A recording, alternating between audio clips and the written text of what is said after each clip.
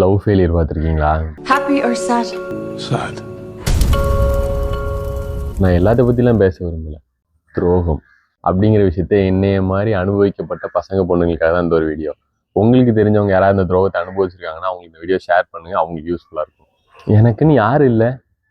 Family, சொந்தம், பந்தம், பக்கத்து வீடு, குழந்தைங்க, ஃப்ரெண்ட்ஸு இவ்வளோ பேர் இருந்தும் எல்லாத்துக்கும் மேலே நான் உன்னைய தூக்கி வச்சு உனக்காக டைம் ஸ்பெண்ட் பண்ணி என் லைஃப்பில் நிறைய விஷயத்த உனக்காக சாக்ரிஃபைஸ் பண்ண என்னைய நான் பண்ண ஏதோ ஒரு சின்ன தப்புக்காகவோ இல்லைன்னா உன்னோட ஹாப்பினஸ்க்காகவோ நீ என்னை விட்டு போயிட்டு எனக்கு நீ துரோகம் பண்ணிட்டு காலம் ஃபுல்லாக உன் கூட தான் இருப்பேன் நீ சத்தியம் பண்ணதுக்கப்புறம் கூட உன்னோட ஹாப்பினஸ்க்காக நீ விட்டு போயிட்டு உன் ஃபேமிலி சுச்சுவேஷன் அது இதுன்னு சொல்லி நீ அதை சமாளிக்க வேற செஞ்சு உனக்காக நான் விடுற ஒவ்வொரு சொட்டு கண்ணீரும் என் லைஃப்பில் வேஸ்ட்டு தான்.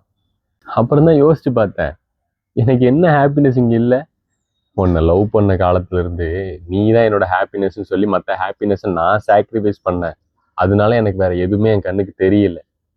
ஆனால் இருக்கு, எனக்குன்னு சில ஆசைகள் இருக்கு. அதை நான் இன்னும் நிறைவேற்றவே இல்லை. எல்லாம் உன்னோட சேர்ந்து நிறைவேற்றலாம்னு நினைச்சேன். இப்போ அதை நான் தனியாகவே நிறைவேற்றலான்னு இருக்கேன்.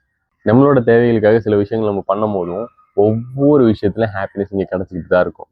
என் லைஃப்பில் நீ வந்துட்டு போனதால என்னவோ இப்போ என் லைஃப்பை எப்படி கொண்டு போகணுங்கிற ஒரு கிளாரிட்டியான மைண்ட் செட் வந்துருச்சு. ஆனால் என்னோட லைஃப்பில் ஃபெயிலியரான பேஸாக நான் உன்னோட பேச நான் வச்சுக்கிறேன். இனிமே என் லைஃப்பை வாழ்கிற வாழ்க்கையை மட்டும் பாரு.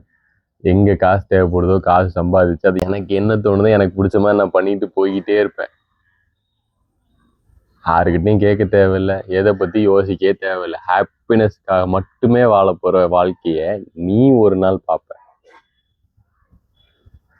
அன்னைக்கு நான் இங்கே இருப்பேன். நீ இப்படி பார்க்கணும் ஒரு நாள்.